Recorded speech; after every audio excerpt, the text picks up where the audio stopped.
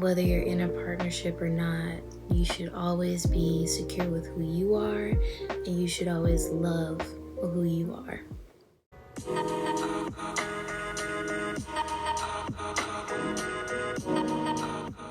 Hello, welcome back to my channel, and this is a safe space.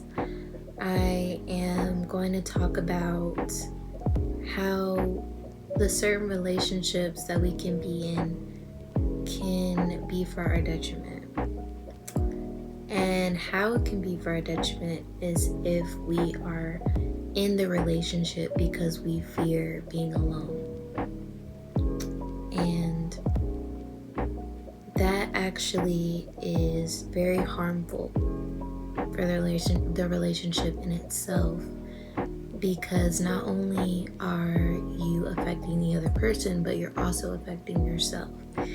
And you shouldn't be in a relationship just because you just want to be with someone at the time, because you feel as though you being with yourself isn't enough. If you already feel that being with yourself isn't enough, then how is someone else going to feel as though they should be with you? You have to be able to love yourself enough to know that you are loved enough to be who you are with or without a person. No person should define or give reason as to what you want for yourself as an individual. You should be able to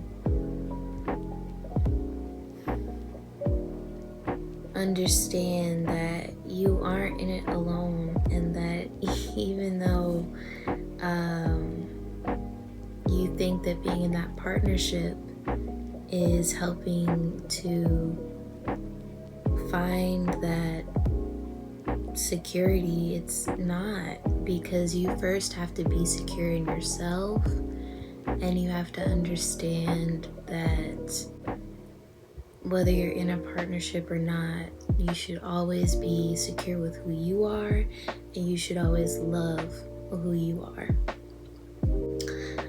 And that is the way to finding a true match, is because when you are able to fully heal yourself, when you're able to fully recognize and know what you want for yourself, and know what it is that you don't even have to be looking for it, but just having a common ground to what you know is right for you, and not being blindsided by the red flags or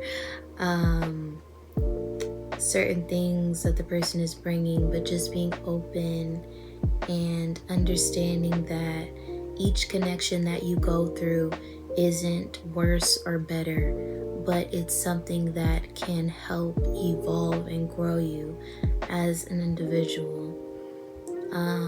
And sometimes we can feel as though that partnership was the worst thing that happened to us, or but we don't have to look at it like that. We can look at it as, what was the lesson? And at the time when we get into those partnerships and when we get into those relationships, we attract that person for a reason. Could it be that we weren't healed at the time? Could it be that we attracted that person because we were just running fast ahead for it, and we were more looking through our heart instead of thinking in our minds about it? Like, we were just running with our heart. And you have to really think about the connections that you're making with others, and not be so quick to it with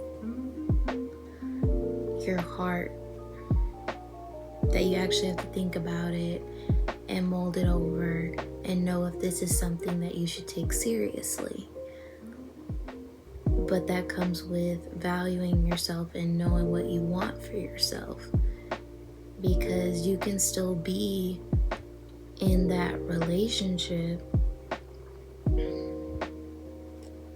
However, if you aren't allowing yourself to heal, then it shouldn't be worth it.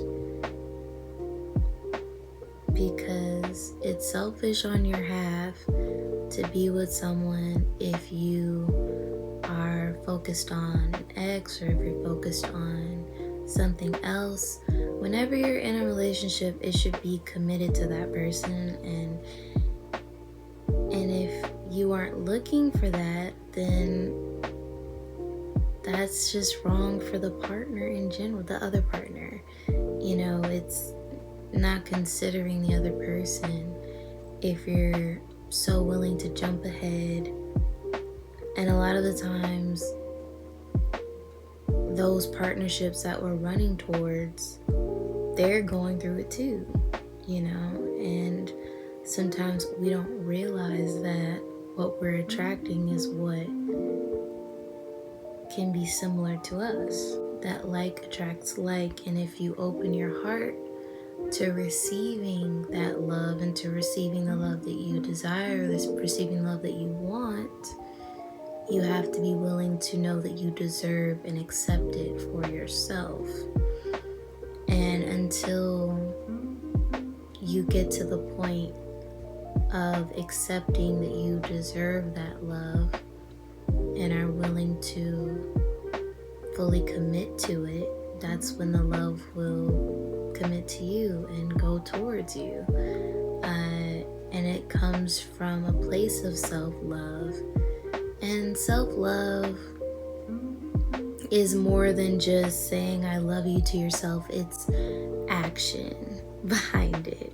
It's what are you doing to show that you truly love and care for yourself, mind, body, soul, and spirit. It's how you treat yourself, how you think about yourself. The ways in which you go about your day to day is that self-loving, knowing who you are and whose you are, and going with the flow of life, respecting and loving the journey. And I feel like there is no limit to the amount of love that you can have for yourself, because when you truly love yourself, you're able to open up and love others. And because what we do and how we treat ourselves is a reflection of how we will treat others, and how we go into partnerships, and how we go into relationships. But to tie it up in a nice little neat bow,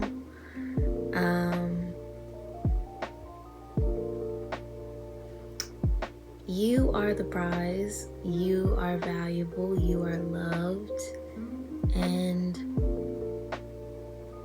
you deserve love. No matter what you go through, just know that when you continue your self-love journey, and when you continue to grow and heal and find time for yourself, it's something that can help you so far along the way.